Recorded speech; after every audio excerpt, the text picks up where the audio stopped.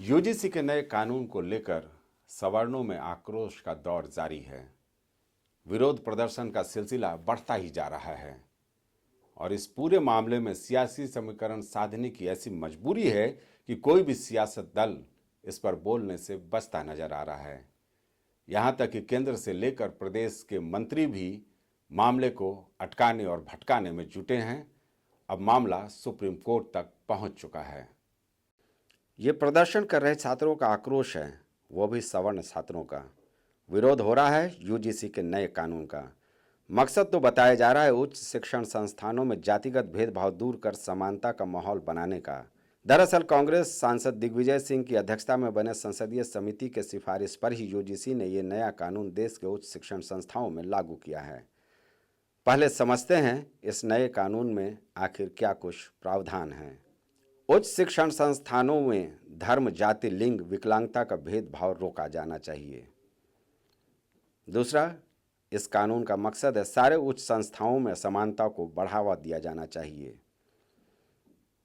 जाति आधारित भेदभाव का मतलब ओबीसी, एससी, एसटी जाति या समुदाय के आधार पर भेदभाव को लिया गया है। अब ओबीसी छात्र भी अपने साथ हुए उत्पीड़न की शिकायत सक्षम अधिकारी से कर सकेंगे। इस नए कानून में भेदभाव दूर करने के लिए हरेक उच्च शिक्षण संस्थानों में बनानी होगी 9 सदस्यीय समिति। समिति को समानता समिति के नाम से जाना जाएगा, जिसमें ओबीसी, महिला, विकलांग, एससी, एसटी के एक सदस्यों को अनिवार्य रूप से शामिल करना होगा। समता समिति में संस्थान के प्रमुख ही चेयरमैन होंगे। दरअसल इस नए कानून को लेकर सबसे ज्यादा रार ओबीसी वर्ग को शामिल किए जाने को लेकर है। नए कानून को लेकर समर्थक मोदी सरकार का पुरजोर समर्थन कर रहे हैं, तो वहीं सवर्णों में जमकर आक्रोश है।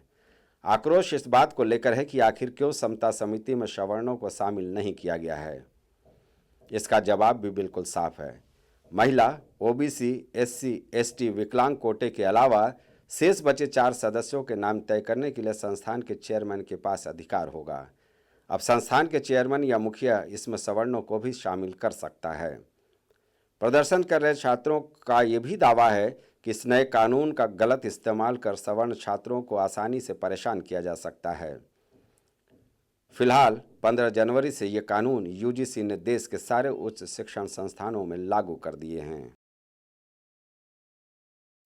इस पूरे मामले को लेकर जानकारों में भी दो फाड़ साफ तौर से नजर आ रहा है।